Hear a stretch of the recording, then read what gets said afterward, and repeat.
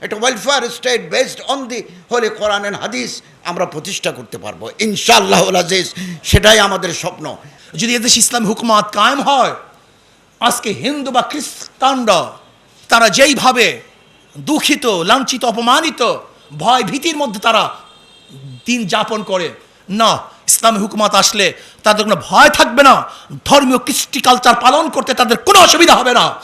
নির্বিঘ্নে তারা ধর্মীয় কালচার পালন করবে এবং তারা তাদের অধিকার নিয়ে বেঁচে থাকবে। বুক উঁচা করে হাঁটবে, বুক উঁচা করে চলবে। এটা আমার দেশ, এখানে আমার অধিকার আছে। এর নাম ইসলাম।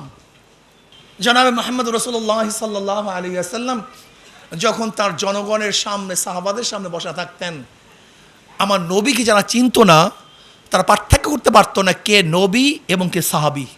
সবাই সমান।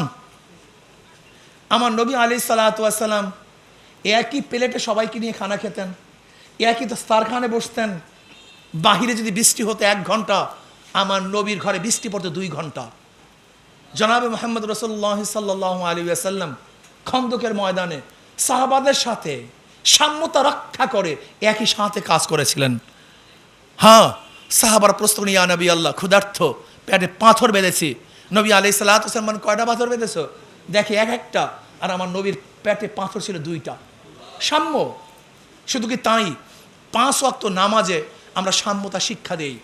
যেমন কোনো গোলাম যদি নামাজের সামনের কাতারে থাকে, আর মালিক যদি পিছনের কাতারে থাকে, প্রজা যদি সামনের কাতারে থাকে, প্রেসিডেন্ট যদি পিছনের কাতারে থাকে, আর সেজদার সময় যদি প্রেসিডেন্টের মাথা প্রজার পায়ে লেগে যায়, তাহলে এই কথা বলার কোনো শক্তি নাই, কোনো সুযোগ নাই যে তোমার পাও আমার মাথায় লাগলো কেন, তুমি আমার সামনে কেন, আমি পিছনে কেন। না, মসজিদে ঢুকছো, সব আল্লাহর গোলাম, সবাই সমান।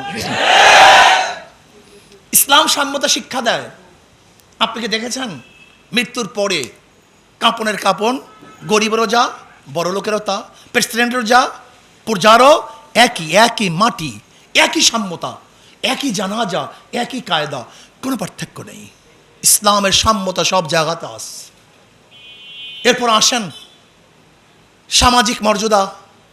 ইসলাম কি জিনিস আমি সময় পাবো না, 2-1টা উদাহরণ দিলে বুঝতে পারবেন।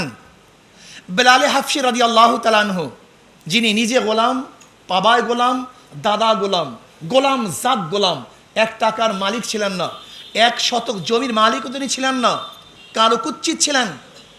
কিন্তু মানবিক মর্যাদা আমার নবী কি দিয়েছিলেন? মেরাজের রজনীতে জনাবে মুহাম্মদ রাসূলুল্লাহ সাল্লাল্লাহু আলাইহি ওয়াসাল্লাম যখন হাঁটতেছিলেন, শব্দ পাচ্ছেন পায়ের। জিবরাইল আলাইহিস সালাতু প্রশ্ন করছেন, কিসের আওয়াজ? বলে বেলাল হাফসির পায়ের আওয়াজ। বেলাল হাফসি হাঁটে মাটিতে, তার পায়ের আওয়াজ আরো। সে মানবিক মর্যাদা। সে মানুষ, চাই সে গোলাম হোক, কৃষক হোক, শ্রমিক হোক, মজদুর হোক, হাফসার লোক হোক না কেন, সে মানুষ, তার মর্যাদা। এই মানবিক মর্যাদার নিয়ম। জনাবে মুহাম্মদ রাসূলুল্লাহ সাল্লাল্লাহু আলাইহি ওয়াসাল্লাম যেই মসজিদের ইমাম, সেই মুয়াজ্জিনকে একজন গোলাম, বেলাল হাফসি। যেখানে আমরা বলি ইমাম মুয়াজ্জিন, তা ইমামের পাশেই কে ছিলেন? একজন কালো কুচ্ছিত গোলাম জাত গোলাম। মানবিক মর্যাদা ইসলাম এইভাবে দিয়েছে। সামাজিক ন্যায় বিচার। জনাবে মুহাম্মদ রাসূলুল্লাহ সাল্লাল্লাহু আলাইহি ওয়াসাল্লাম বলেছেন, আমার কন্যা ফাতেমাও যদি চুরি করে আমি তার হাত কেটে দেব। কি ভাবতেছেন? এগুলো সামাজিক ন্যায় বিচার। ইসলামই পারে সাম্যতা, মানবিক মর্যাদা এবং সামাজিক ন্যায় বিচার প্রতিষ্ঠিত করতে। এর জন্য যারা গায়রে মুসলিম, তার ইসলাম পালন করবে সুখে থাকার জন্য, শান্তিতে থাকার জন্য, তাদের অধিকার কি ফিরে পাওয়ার জন্য। আপনারা জানেন, তলোয়ার নয়, উদারতার মাধ্যমে গোটা দুনিয়ার ইসলাম ছড়িয়ে পড়ছে। দেখেন, মোহাম্মদ বিন কাসিম রহমতুল্লাহ আলাইহি মাত্র 5000 সৈন্য নিয়ে ম্যাকারনের পথ ধরে রাজা দাহিরের 1 লক্ষ সৈন্যের বিরুদ্ধে আক্রমণ করেছিলেন। কিভাবে সম্ভব হয়েছিল? কিভাবে? তার মানে হিন্দুরা পর্যন্ত, খ্রিস্টানরা পর্যন্ত, গায়রে মুসলিমরা পর্যন্ত শান্তি পাওয়ার জন্য হযরত মোহাম্মদ বিন কাসিম রহমতুল্লাহ আলাইহিকে সাপোর্ট করেছেন, তার পাশে থেকে যুদ্ধ করেছেন। পুরো ভাইয়ার আমার, ইসলামী ছাত্র আন্দোলন মুসলমানরা করবে তাদের ফরজিয়াত হিসাবে, এর বাহিরে করার কোনো সুযোগ নেই। গায়রে মুসলিমরা করবে শান্তি পাওয়ার জন্য, শান্তিতে থাকার জন্য।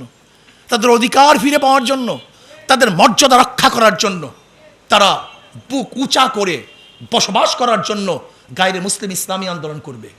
যদি এদেশ ইসলামী হুকুমাত কায়েম হয়, আজকে হিন্দু বা খ্রিস্টানরা তারা যেইভাবে দুঃখিত, লাঞ্ছিত, অপমানিত, ভয় ভীতির মধ্যে তারা দিন যাপন করে, না, ইসলামী হুকুমাত আসলে তাদের কোনো ভয় থাকবে না। ধর্মীয় কৃষ্টি কালচার পালন করতে তাদের কোনো অসুবিধা হবে না। নির্বিঘ্নে তারা ধর্মীয় কালচার পালন করবে এবং তারা তাদের অধিকার নিয়ে বেঁচে থাকবে, বুক উঁচা করে হাঁটবে, বুক উঁচা করে চলবে। এটা আমার দেশ, এখানে আমার অধিকার আছে, এর নাম ইসলাম।